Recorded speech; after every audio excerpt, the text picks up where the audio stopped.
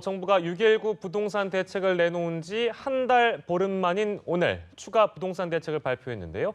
부동산 투기 수요를 잡는 고강도 대책으로 효과가 있을지 주목이 되고 있습니다. 네, 고종환 한국자산관리연구원 원장과 함께 자세한 소식 살펴보겠습니다. 어서 오십시오. 네, 안녕하십니까? 예, 안녕하십니까.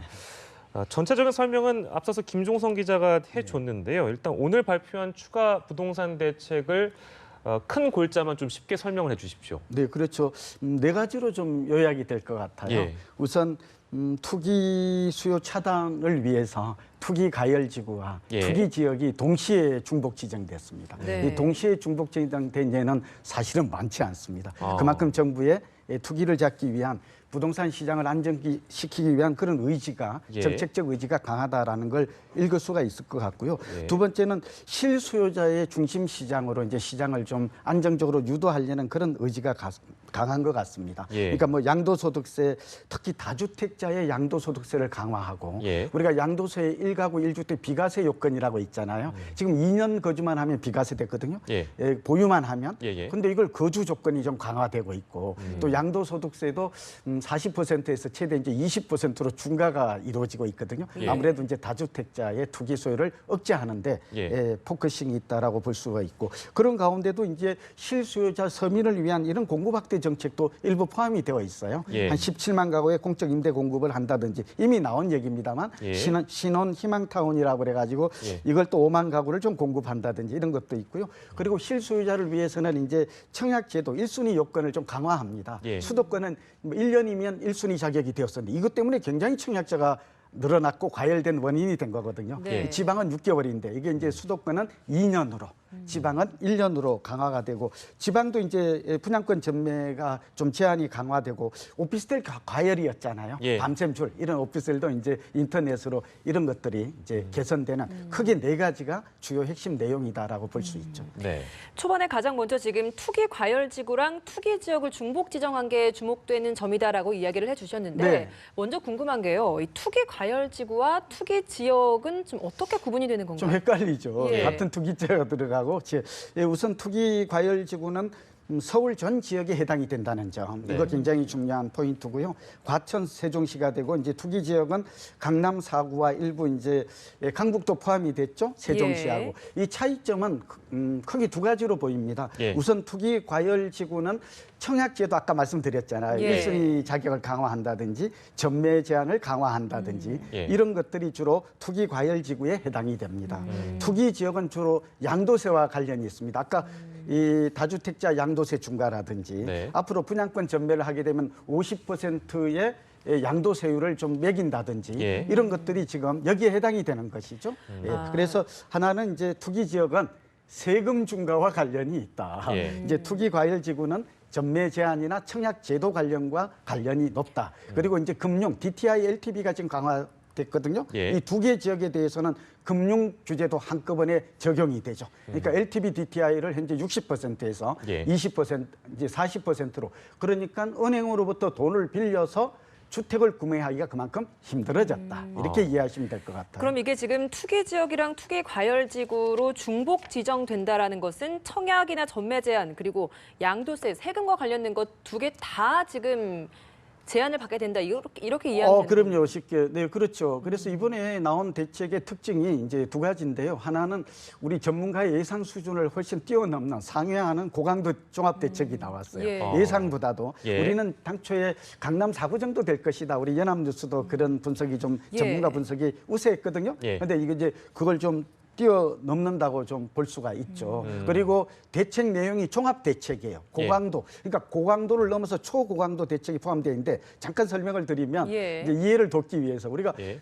이 청약 제도가 가장 먼저 규제 제도에 거론이 되거든요. 예. 그러니까 청약 1순위 자격을 강화했잖아요. 네네. 그다음에 청약 가점을 강화해서 어쨌든 실소유자가 내 집 마련을 쉽게 이렇게 했고요. 두 번째는 분양권 전매 제한이 더욱더 강화됐어요. 예. 예컨대 조합원 재건축이 문제였잖아요. 예. 재건축과 다주택자가 이번 타겟인 거거든요. 네. 재건축 같은 경우에는 관리 처분 후에 조합원의 지위 양도가 허용이 됐었는데 예. 전면 금지됩니다. 아. 전면 금지됩니다. 그래서 분양권 전매가 지방도 금지되고 예. 이게 입주할 때까지 분양권을 받으면 이것도 이제 거의 금지가 되는 그러니까 제한의 강화가 아니라 네. 금지에 가까운 것이 되고 있고요. 예. 그다음에 세 번째는 금융 대책이에요. 금융 규제가 강화돼요. 예. 아까 DTI, LTV가 예. 40%로 이제 거의 돈을 빌려서 투자하기는 좀 어려워졌다. 예. 여기에다가 이제 세금 규제가 강화되죠. 이제 네 번째로.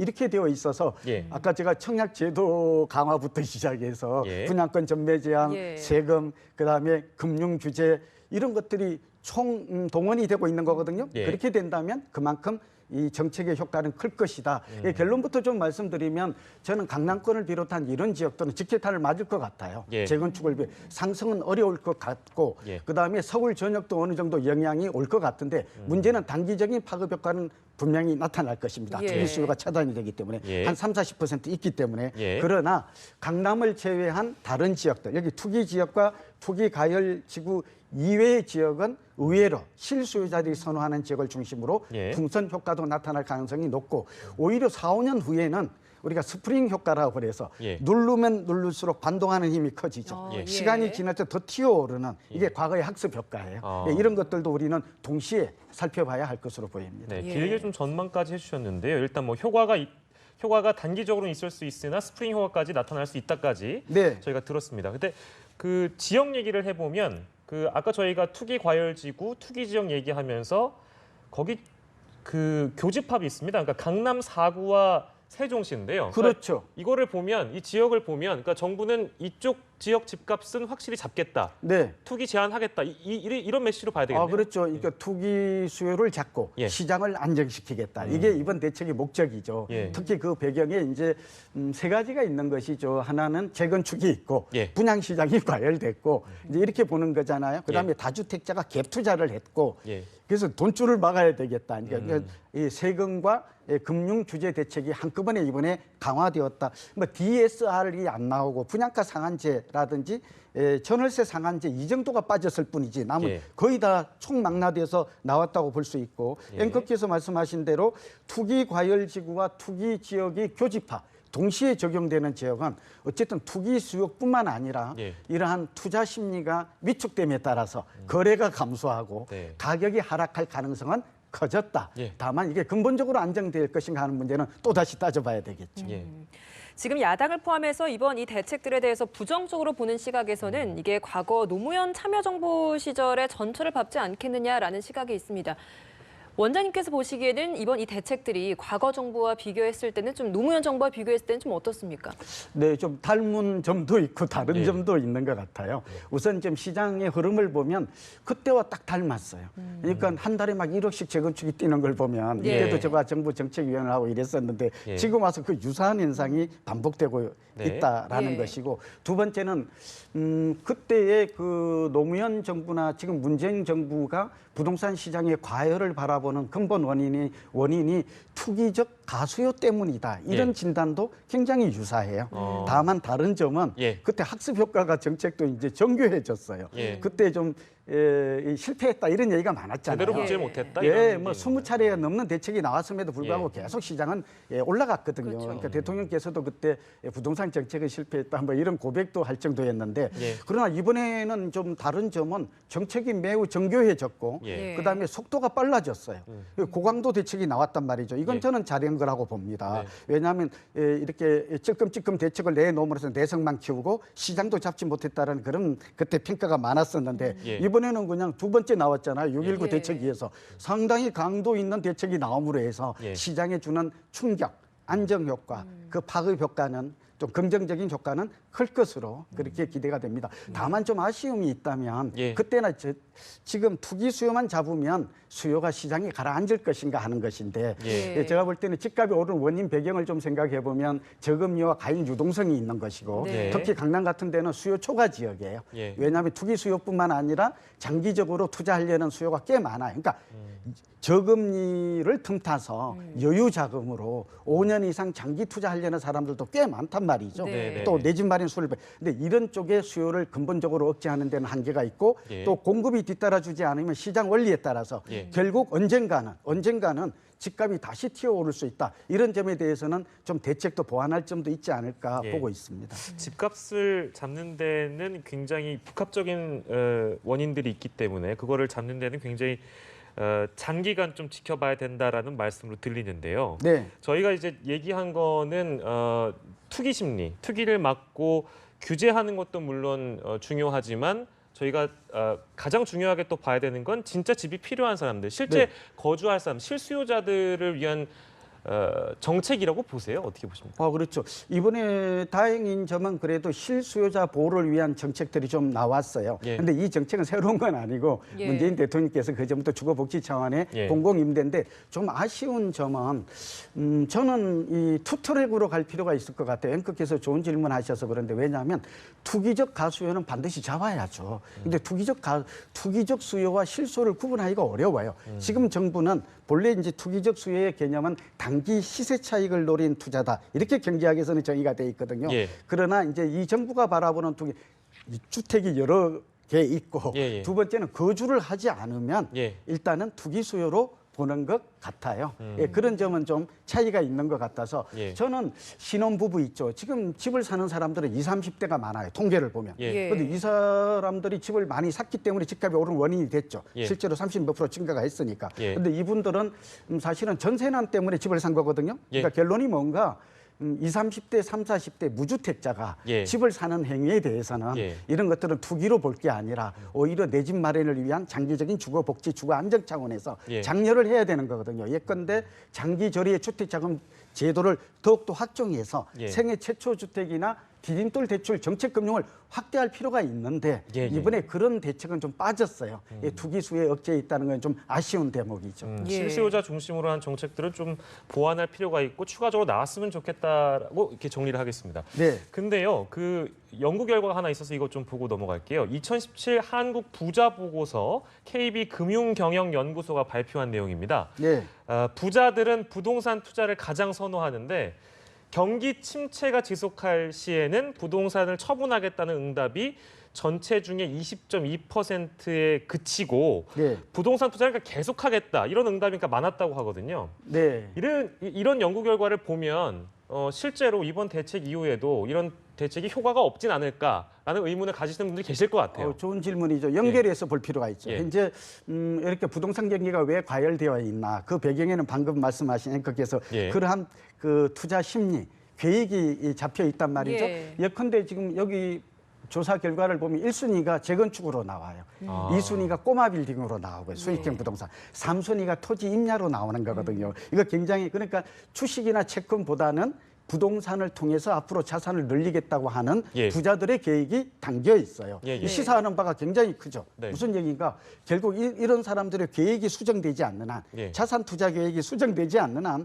부동산을 잡기 어렵다는 것이고 예, 예. 그 배경에는 저금리와 가액 유동성이 있고 예. 부동산은 안전 자산이며 부동산 외에 다른 투자 자산을 대안 투자를 찾기가 어렵다.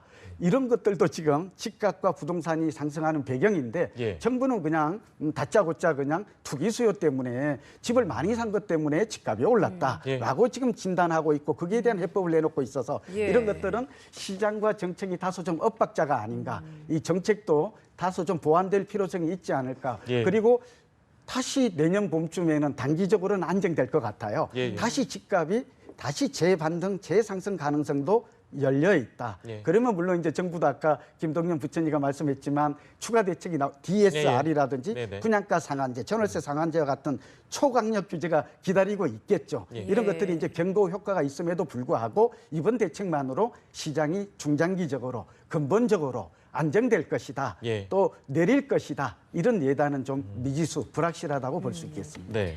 지금 이 부동산 시장 과열과 또 연결돼서 이야기를 해볼 수 있는 게 가계부채도 좀 상당수 연결이 많이 돼 있는 것 같습니다. 가계부채와 주택시장을 좀 함께 안정화시키기 위해서는 좀 어떤 것들이 필요하다고 보십니까? 참 어려운 과제죠. 정책적 과제인데 해법은 있을 것 같아요. 이 가계부채가 주택의 거래가 증가해서 가계부채가 증가했다. 이 지적 맞습니다. 그러나 사실은 속을 들여다보면 꼭 예. 그렇지는 않아요. 주택 구매로 인한 부분이 주택담보대출은 절반에 불과해요. 나머지는 신용대 같은 것들이 있죠. 예. 두 번째 주택 구매로 인한 부분은 다시 또 주담대라고 그러죠. 예. 주택담보대출의 절반에 불과해요.